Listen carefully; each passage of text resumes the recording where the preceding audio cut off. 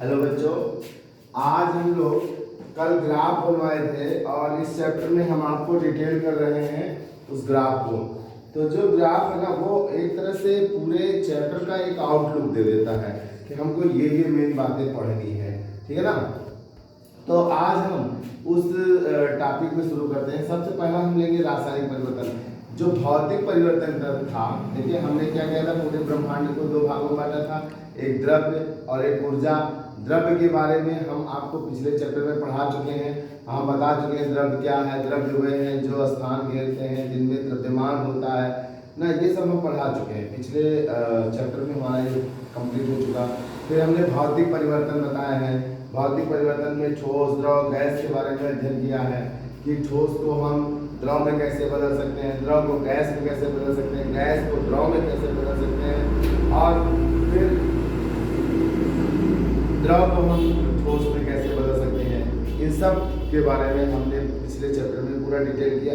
इसलिए बच्चों इस चैप्टर में उसको पढ़ाने की कोई आवश्यकता नहीं हम महसूस करते। तो आगे हमारा रासायनिक परिवर्तन से शुरू होता है। तो रासायनिक परिवर्तन क्या होता है कि ऐसा परिवर्तन जिसमें नए पदार्थ बन जाते हैं, जिसमें क्या होता है, नए पदार्थ बन जाते हैं, वो क्या कहलाता है, रासायनिक परिवर्तन। जैसे कागज आप या नोट लीजिए, 10 का नोट जला दीजिए तो वो राख बन जाएगा, लेकिन क्या फिर उस राख से नोट आप पा सकते हैं? नहीं। तो ऐसा परिवर्तन जिसमें नए पदार्थ बन जाए फिर उससे दोबारा न प्राप्त किया जा सके, तो उसे हम लोग क्या कहते हैं, रासायनिक परिवर्तन। लेकिन रासायनिक परिवर्तन में कुछ अपवाद भी हैं जिनको हम दोबारा प्राप्त भी कर सकते हैं, हम वो भी बताएंगे। अधिकतर रासायनिक परिवर्तन जितने भी होते हैं वो अनुक्रमणीय होते हैं, मतलब एक दिशा में चलते हैं, अग्र दिशा में।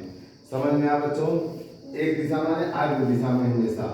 कुछ रासायनिक अभिक्रियाएं उत्क्रमणीय भी होती हैं, या देखिए अपवाद, मतलब इसके कुछ नियम के अलग भी आ गए। कुछ रासायनिक अभिक्रियाएं उत्क्रमणीय भी होती हैं। अच्छा, रासायनिक परिवर्तन में जैसे मैंने आपको एक एग्जांपल कागज का जलना बताया था, दूसरा मैंने आपको बताया दूध से दही का जलना, जैसे मैग्नीशियम के तार को जला दीजिए उसका जलना, जैसे भोजन का पकना ना, कि आग का बड़ा होना, आप बड़े हो गए फिर छोटे थोड़ी हो सकते हैं। तो ये सब कौन से परिवर्तन है? रासायनिक। आपकी बॉडी में हार्मोन्स बनते हैं ना, उस हार्मोन्स के प्रभाव से ही तो आप क्या होता है, आगे बढ़ते हैं ना। सोमैटोट्रॉपिक हार्मोन्स जो हमारी बॉडी में स्रावित होता है वो हमारी लंबाई का कारण होता है। तो ऐसे होते हैं। लेकिन कुछ रासायनिक परिवर्तन होते हैं जो बैकग्राउंड में भी चलते हैं, पीछे भी चलते हैं, उत्क्रमणीय अभिक्रिया दिखाते हैं। जैसे अगर नाइट्रोजन और हाइड्रोजन को मिलाकर के अमोनिया बना ले, तो फिर अमोनिया जब बन जाता है कुछ देर के बाद तो अमोनिया फिर नाइट्रोजन और हाइड्रोजन में भी टूटने लगता है।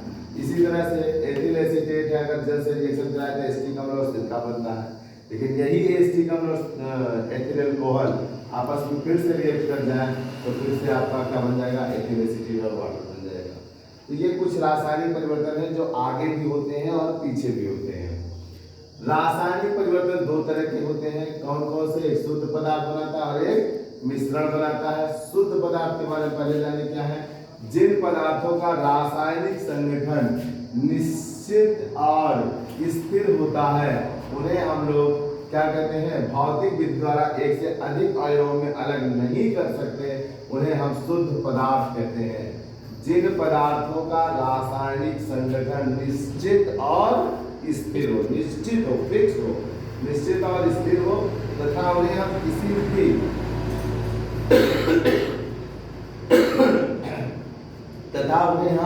किसी भी भौतिक विधि द्वारा, लाठी मार के, डंडा मार के, तोड़ के, ताड़ के, उन्हें हम एक से अधिक अवयव में अलग ना कर सके, तो ऐसे को हम लोग क्या कहते हैं, शुद्ध पदार्थ कहते हैं। जैसे कोयला ले आइए, कोयला कार्बन का होता है। अब उस कार्बन को कितना भी आप तोड़ते जाएंगे, वो कार्बन ही तो रहेगा, कुछ और नया थोड़ी हो जाएगा।